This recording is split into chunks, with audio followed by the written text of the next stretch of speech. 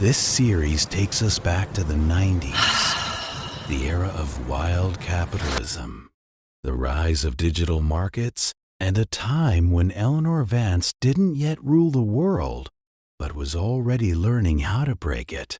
The smell of blood and cheap coffee. In 1994, Wall Street still smelled of tobacco and despair. It was a man's playground, where testosterone replaced intellect. Eleanor was 24. She had no family estate or trust fund. She had a second-hand Armani suit, a linguistics degree, and an absolute lack of compassion. She worked the graveyard shift in the research department of a mid-sized investment bank. While others drank martinis, she read reports on privatization in Eastern Europe and followed the early steps of the Internet. The 90s were wonderful in their uncertainty. The old world had already collapsed, and the new one hadn't yet learned to encrypt its sins. Everyone thought money was made on deals. I realized that money is made on information asymmetry.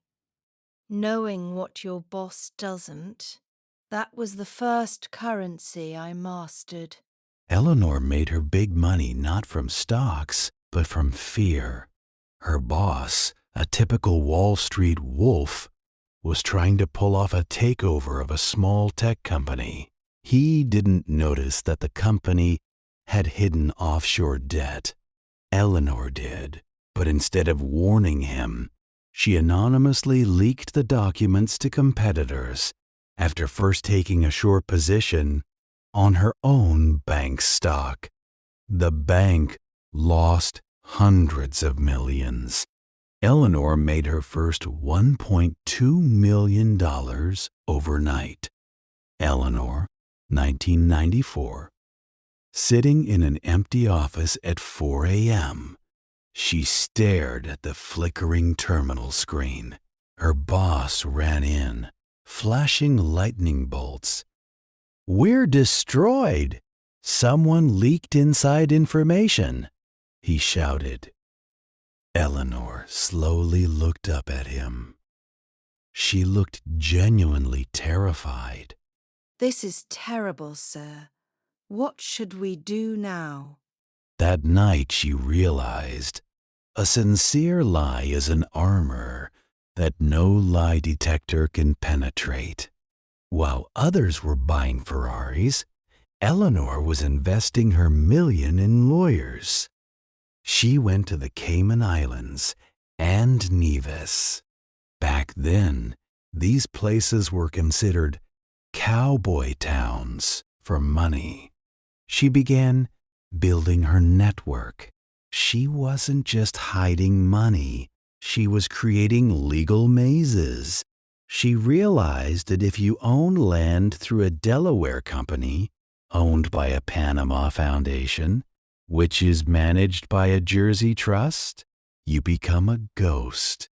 In the 90s, I learned the most important rule: never own anything personally. Own the structures that own everything. Your name shouldn't be on Forbes lists. It should be on the list of people Forbes pays for security. August 1998 in New York City was suffocating. The heat was so intense that the asphalt on Wall Street felt as soft as wax. But inside the offices, it was even hotter. Billions were burning there. The Russian default hit the global financial system like a sledgehammer on a crystal vase. The giant hedge fund Long-Term Capital Management, LTCM, led by Nobel laureates, was going under. Their mathematical models predicting eternal stability proved useless in the face of human panic. Mathematicians are the worst investors. They believe in logic where fear rules. While the Nobel laureates at LTCM were trying to calculate the risk coefficient, I was calculating the human stupidity coefficient. When the world collapses, the winner is not the one with the most complex formulas, but the one who prepared a shelter in advance. 6 months before the crisis, when everyone was still celebrating endless growth, Eleanor began a quiet evacuation. She saw the debt bubble building in emerging markets. She understood that when the house of cards collapsed, paper money would become nothing more than dyed cellulose. She began converting her assets into physical gold, but not into bullion stored in safe deposit boxes, because in the event of a collapse, banks would simply close their doors. She purchased gold through a network of shell companies in Switzerland and transported it to private vaults in Singapore. Gold is not an investment. It's insurance against civilization.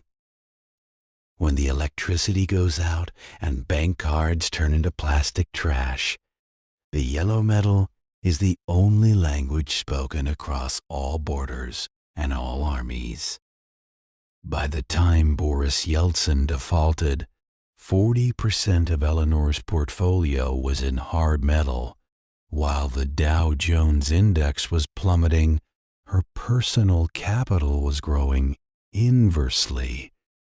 But Eleanor's true genius lay elsewhere. While gold protected her past, she was buying up the future. In 1998, the internet was still considered a geek's toy.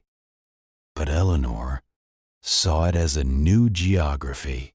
She realized that domain names were the real estate of the 21st century. If you owned land in digital space, everyone else would pay you rent until the end of time. She created an automated network that registered thousands of .com and .net domain names. She bought everything from the names of diseases to the names of future corporate giants. She registered combinations like globalbank.com, oiltrade.net, and luxurysafe.com. My colleagues laughed as I spent thousands of dollars on empty words. They were buying shares in companies that would cease to exist within a year. I was buying words that would be worth millions within 10 years. I was the first digital feudal lord. I didn't build websites. I owned the addresses where those websites would be found. When the .com bubble burst later, Eleanor's domain names remained intact.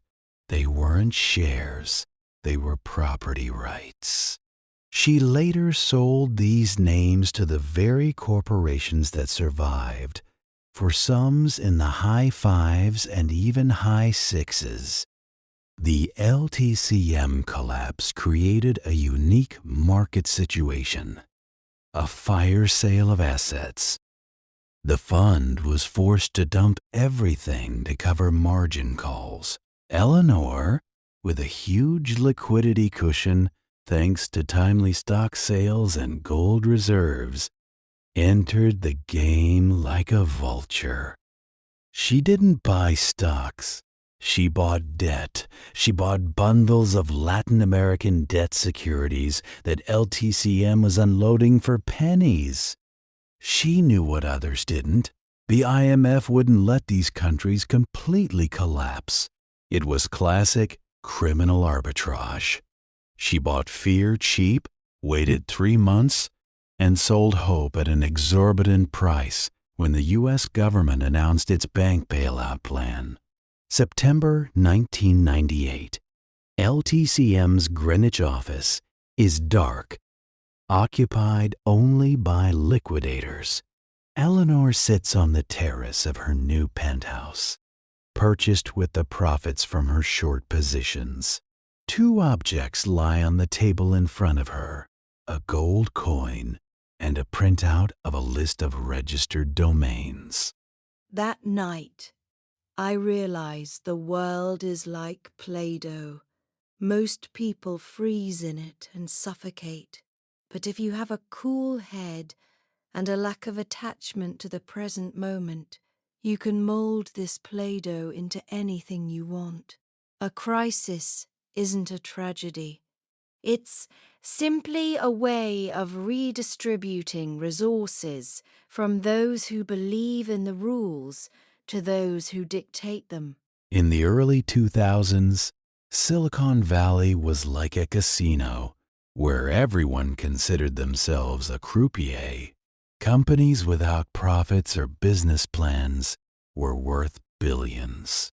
Eleanor saw that this party of life was fueled by cheap enthusiasm. While chaos reigned in the U.S., European aristocracy and old money were frightened. Their traditional bankers dabbled in derivatives and lost billions of clients' money. A vacuum of trust arose. Eleanor stepped into it with icy calm. She moved her headquarters to Zurich, not to a bank, but to a private residence. She offered European elites, from the princes of Liechtenstein to the industrial barons of Germany, what no Swiss bank could offer: absolute opacity and personal arbitrage. Fierce syndication. She convinced the old families to withdraw the remaining funds from the official banking system. Private credit lines. Eleanor became a bank within herself. She lent money to European monarchs against their real estate and art, using her profits from shorting.coms. Black Ops Finance. If a count needed to secretly buy out a stake in a media holding to cover up a scandal, Eleanor would do it overnight through 3 layers of offshore companies.